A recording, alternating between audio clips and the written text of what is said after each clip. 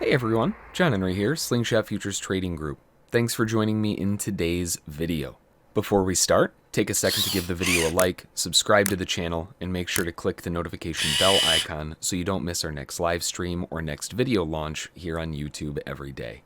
Make sure you start your day off the right way. Don't forget your free morning brief that's waiting for you at ssftg.com/brief. In the top left, you can click on morning brief to jump into that. That's where you'll find all of our major DP levels right up here at the top, as well as a quick technical overview for the major 6 markets that we look at: the NASDAQ, the S&P, you've got gold, crude oil, the euro, as well as Bitcoin. Maybe you're looking to get a full game plan for the day, week, or month. Check out the join button below. Level 1 subs get a brand new members only video every single morning going over the major 6 markets and a game plan for the day. In addition to that, once a week I launch a weekly brief, and of course once a month we have our monthly brief as well. Of course, all members gain access to our private Discord chat server, and if you really want to get into the nitty-gritty, check out the live analysis room for level 2 subs, where you can see my screens in real time during the New York Stock Exchange Open. You can ask questions and interact with the other members, as well as bounce ideas off myself and everyone else. It's a fantastic environment, and I would love to see you in there. All right, and now on to the really fun stuff, the topic for today. Candle by candle market psychology. This time, though, we're going to be taking a look at the NASDAQ because it's forming in a very interesting location. You'll notice that big, thick orange line there at 13,123.50. That is an unfilled gap from quite a while ago. If we zoom out, you'll actually be able to see it, or at least close to it. This price is a little bit different. This was going into the weekend, and the weekend price going beyond 415, 430 into the RTH close time past this, which this only displays RTH. But the ETH actually closed all the way up at the top at 13,123.50, and then the market gap down here. So now that we're finally starting to break away from this previous structure, the sellers are failing to break down with any aggression. And the last time they did break down, buyers defended as soon as it came back. And now it's gapping higher. It makes a lot of sense that buyers are buying the pullback, and we're seeing a continuation rally up.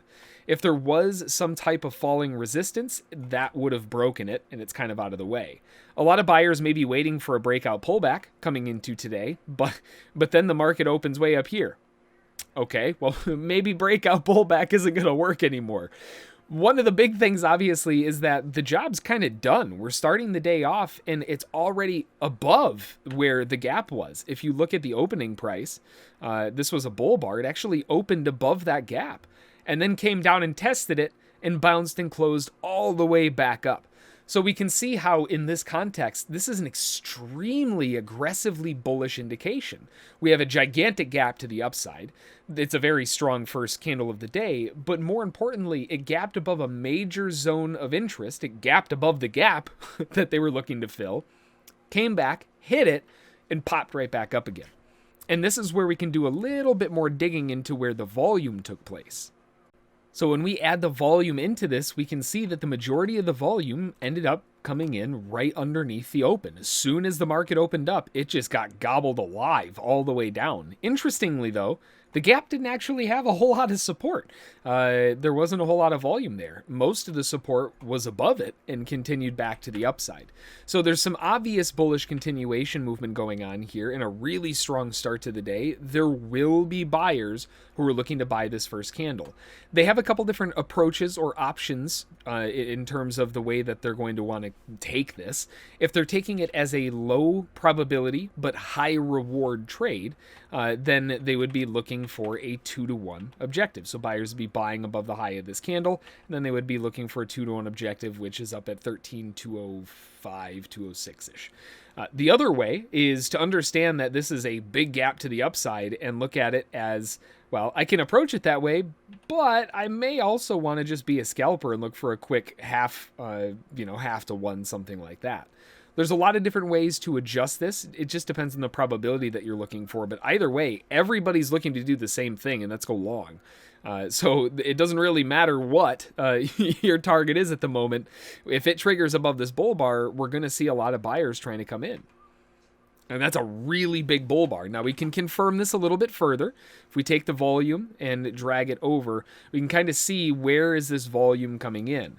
We're not seeing buyers coming in above the bull bar. Well, I guess there was a little bit. The majority of the volume is actually coming in up here. So it's kind of interesting that when the market's breaking higher, there wasn't really that big of a flood of buyers that did anything. It was more a lack of volume. It just skipped through it. There wasn't anybody willing to do anything. So when someone finally stepped up with some volume, it just pushed it through. And then we jumped into the next zone where we see some volume building again. The market is staying above these areas. So again, we're closing above these big volume clusters, which is a great sign. So as long as buyers are still maintaining this strength and staying above these areas, it's likely that we're going to keep going. And with this strong of a close to the upside, we'll probably start seeing some candle gapping too. Upside objectives are still sort of waiting for the 1-to-1 and 2-to-1 buyers. The scalpers are already out. That already got hit. I'm kind of interested actually now that we talk about that. Let's go back and see.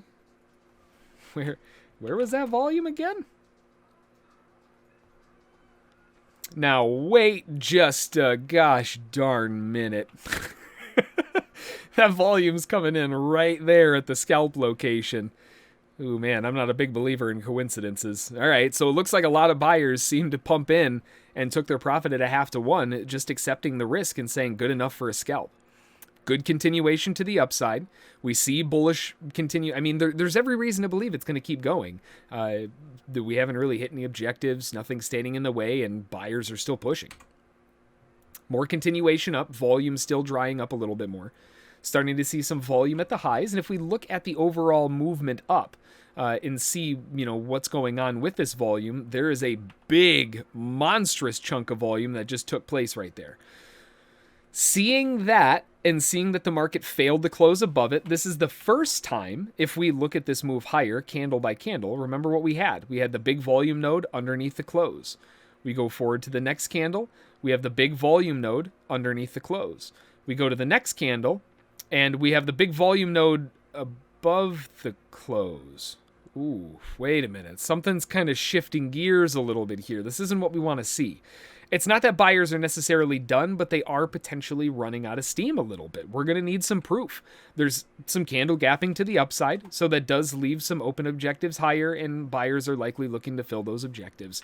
But aside from that, that's really all there is. We're just bouncing off a major volume, and we haven't pulled back enough for anybody else to step up to the plate. And then we have an inside bull bar. Fantastic. All right. Looking at the volume difference when we go into this first candle, we've got the big chunk of volume, and then we expand further into the next candle. We can see that all that happened, volume built even more.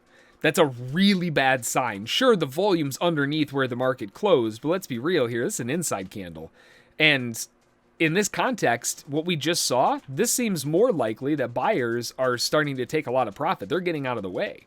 Nobody wants to hold on anymore. They're starting to think maybe the top is in. We might be a little bit close. This is something to be a bit cautious about. Maybe it goes through the highs, but a pullback seems a lot more likely given the volume that we're seeing. Big pullback. All right, so now we have a big dip off of that move, and if we look at the volume on the way up, again, cataloging what's going on, all of the volume is stacking at the highs, and if we go to include that next bear bar, then we can see that a lot of volume stepped in, even more volume stepped in the 180s, and now we're starting to see a big chunk of volume right back again where? Remember the volume that was sitting there before? That was where we had that nice volume to volume move. Now we're back to this area. This is where buyers have to prove. Are they still interested? This is the first time the market's really pulled back and it's dipped below the previous bull bar. I'm not going to count this little inside one. So we've got finally a dip below a previous bull bar, and it still hasn't even closed in the bull gap. It closed it in a little bit tighter, but it's still open. So buyers still have every reason to believe that it's going to potentially be coming back in and seeing volume building once again right back where we saw volume earlier. That might just be a clue as to what's going to happen. All right, and then into a doji. Lovely. The doji really doesn't add any sentiment. If we look at the volume of just the doji, there's volume all over the place. The majority of the volume seems to be weighted right around that same spot, notably. And the market is closing back below these volume nodes. That's not a great sign. But if we look at this from the perspective of the bears, if I were a seller and I saw this giant bear bar to the downside, and then I see that, okay, that's not exactly what one wants to see when they have a bear bar that looks like this. You want to see another bear bar that looks like that, followed up. You want to see that train keep going to the downside, not fall flat on its face. It's not to say that sellers won't be interested, but they're going to be interested now if it breaks below the low. That's going to be the key location, because now, if it were to break below the lows, we've trapped the highs, came down, and then are triggering in shorts underneath previous bear bars, which is exactly what they're going to need to be able to shove back down and retest these lows. Oh no, and they don't get it. Inside bar, beautiful inside bar, mind you, for the buyers especially. That is a fantastic little inside bar, and if you look, this is actually a double inside bar, right? A double inside bar inside of this much larger bear bar. When you have that much consolidation with two inside bars back to back, you're typically not going to get a third. It's not very often you get three of those, and they're looking for a breakout. This is when the market is constricting before a move. Could be looking to go up, could be looking to go down, but if we look at the overall volume, since we're all still kind of stuck inside this bear bar, we might as well just use some of that. It seems like the majority of the volume is still building in the same location. And now what's happening again? All of a sudden, we're making clear closes above volume. It's not just like, oh, the volume was here and it closed as a doji. This is back to where we were again. Volume here, close up here. Right? Volume, actually, it's even further. Down here, close up here. Now we've got volume here, close up here. It's starting to show what's going on. Buyers are building into that move, and they're looking for a potential break back to the upside, at least to get back up to the high closes. And there really wasn't a whole lot of volume up there to really show that anything happened. So probably through it. But this is a fantastic launching pad for the buyers to try to continue this back up and get another breakout. It's still early. It's only 10:05. So it's got some, it's got room to wiggle. Maybe a measured move to the upside could be the objective. Something along those lines. Could definitely see something like that. It's just a matter of how it wants to progress. Okay, well, obviously it wants to just keep going up. Big bull bar to the upside, really strong continuation, and with this bullish movement to the upside, we are now pressing in and completing some major objectives. So we definitely want to see what's going on. First of all, we'll look at the volume down here to see what happened. All of that cluster volume down there shows that buyers were accumulating down there. Okay. If we bump this a little bit further forward to include this most recent move, where did the rest of the volume come in, right? Well, normally, when you have this kind of candle, you'd expect to see some volume above it. Buyers buying above it. Well, hey, what do you know?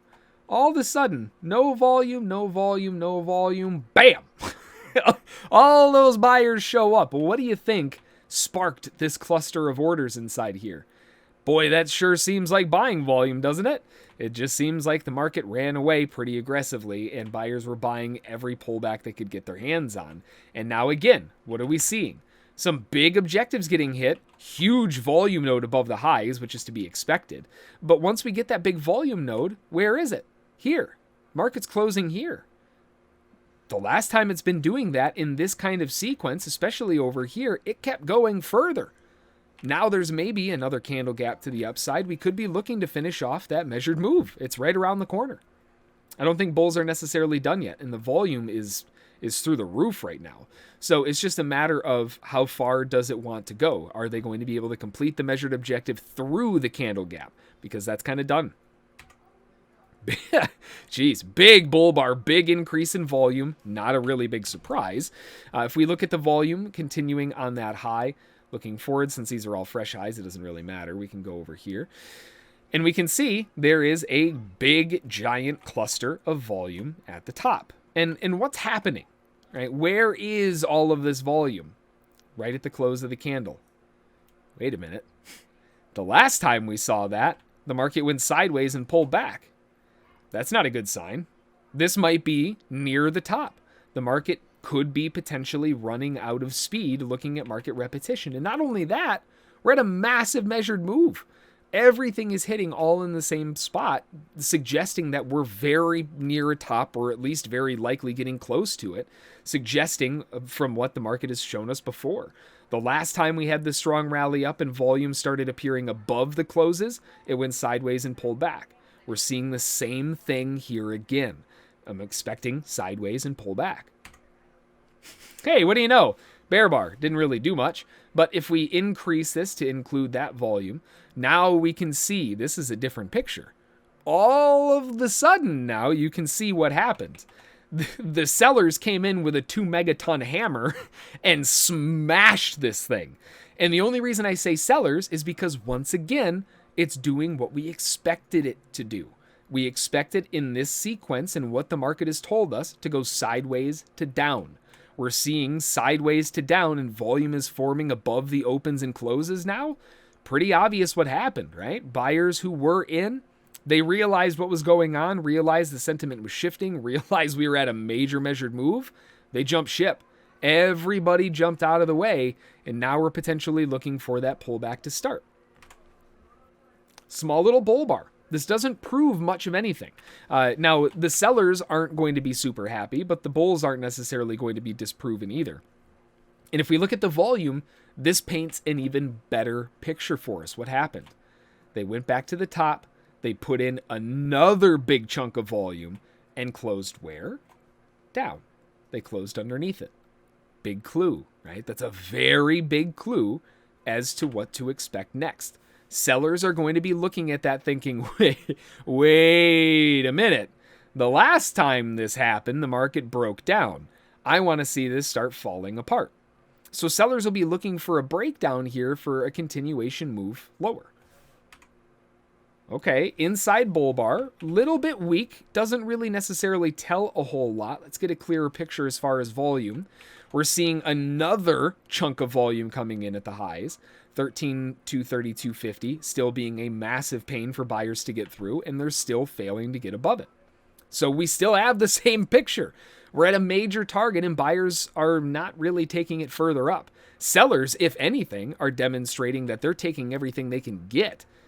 Low volume, so we haven't really seen a potential top yet, but maybe we're seeing it reflected in the volume that's being executed. Nice big bull bar back to the upside. Big, proud, heavy bull bar. If we look at the volume here, what happened? We broke above that volume, that's for sure. All of that volume is starting to get left behind. We saw a little bit more volume above the highs, but it's relatively mediocre. There's not a whole lot going on up here. I don't necessarily think a lot of traders were expecting this to go higher, and the volume is suggesting that as well. We maybe hit some targets, but that's it. Everyone's like, wait a minute, what? Why'd it go... What happened? Why is it going higher? What's going on here? Oh, okay. Gotcha. They just needed to go a little bit further. Let's catalog the volume again and see what the volume tells us. We can see there is another big chunk of volume, and once again, we're closing above the volume. We still haven't seen that. We're seeing sideways, but we haven't seen down yet. This one sideways, down. This has just gone kind of sideways. So we haven't had a pullback yet, and we're seeing, once again, a lot of volume stepping up to these highs. Oof, another bear bar. What time is it? 10:45. So we're going into a really awkward point in time here where we're seeing this volume getting a little bit stacked up at the top. We already saw a huge stacking volume. The market broke above it, and now we're pulling back to it. This is where if buyers are going to be coming in, you're going to want to see them defend that earlier area, right? That big chunk of volume becomes support. Okay. that doesn't help. That's another gross candle. We've got a really big wick on the top. It's not really proving anything. We haven't had the pullback. We're just going sideways still. That's to be expected, but now buyers are starting to see, wait a minute, this thing isn't pulling. The last time it pulled back, now it's just going sideways. This might be a lot stronger than we thought. The volume that's coming in here, if we include the next one, now we're seeing a majority of volume breaking down into the next candle, showing a huge amount of volume underneath. And with that volume underneath, what would that tell us? Well, the earlier volume was right there. You remember that volume? Guess where we came back to? We're back again. Buyers are trying to utilize this area as support. their argument isn't exactly the strongest. These little bitty bodies inside here aren't going to help anything, but they're going to be looking for a continuation to the upside either way, and that's going to be the location that they're going to do it from. Still kind of on the suspicious side of all of this volume coming in at the highs with no movement to the highs, right? It's not actually breaking out, but so far the sellers aren't proving anything. Nice little bull bar on lower volume. That could potentially be a good thing. If we look at the volume that came in between these two, the majority of that volume came in smack in the middle. That's not great. The market is closing above. That is good. But it's not a very strong bull bar, right? The only other times that we've seen the candles pulsing higher have been on really strong closes. Weak candles haven't really followed through at all. Well, we're getting another weak candle. Doesn't make, it doesn't give me the warm fuzzies by any means, but it doesn't make me nervous. It's just a little bit still sideways. There might still be the pullback. There's still buyers waiting to buy the dip because nobody wants to buy way up here. They might not have a choice if it keeps going, but if they can get a pullback, buy a little bit of a pullback dip into the earlier breakout point, that would be fantastic, especially if the market can dip back to the moving average. Then you've got a lot of people on board. That would be the big zone of interest. Up here, though, with all this stacking, all these wicks, all these small little bodies, it's going to be tough to want to do much of anything up here. Ooh, and then we go into a nice little bear bar. Bear bar back down, and we already know we're a little bit lofty. It's right at the lows of the potential short-term range here. You can kind of see that range forming right inside there, and it's at the bottom. So this might be looking for a potential breakout of the lows. This could be the area where buyers are looking to accumulate in, saying, well, thank you, I'll take those. The volume not really proving a whole lot to us. It's just kind of going a little bit sideways. It doesn't give us much, right? There's not a whole lot to really work with. A lot of the volume is underneath, which is still the same location from earlier. And it's right around where the earlier shorts would have been short from getting out of break even. So there is a potential that shorts are getting out of break even. Maybe there's some longs coming in. The bears aren't closing below volume, so we don't have any proof as of yet. And if anything, buyers will be looking to buy underneath the bear bar, assuming that there's going to be a reason to, for the market to just keep going back up. All right, now we have a nice push to the downside. Finally broke underneath this little interim swing here at 21.22. Breaking down to the big bear bar, we see volume increasing. Okay, now we have something, right? Is this volume increase buyers, or what are they trying to do here? So if we punch this forward a little bit, we see a lot of volume stacking up. Whoa, wait a minute. Is that a rinse and repeat? Man, I feel like this area has been a bit of a mess before, right? Oh, yeah. We're back again. All of a sudden, all this volume starts stepping up. The market is still closing underneath volume. That's a good sign for sellers. Sellers are trying to maintain strength. This is still a really bullish market, but at least they've got something going for them. It helps them out a little bit. Increase in volume would suggest that buyers are buying the pullback, but there hasn't been any one big point. It's not like there was a big reversal location or anything like that. Uh-oh. Well, any shorts who were in are feeling real nervous right now. This would be triggering a second long, which a lot of buyers will wait for, and it's a very, very nice bull bar.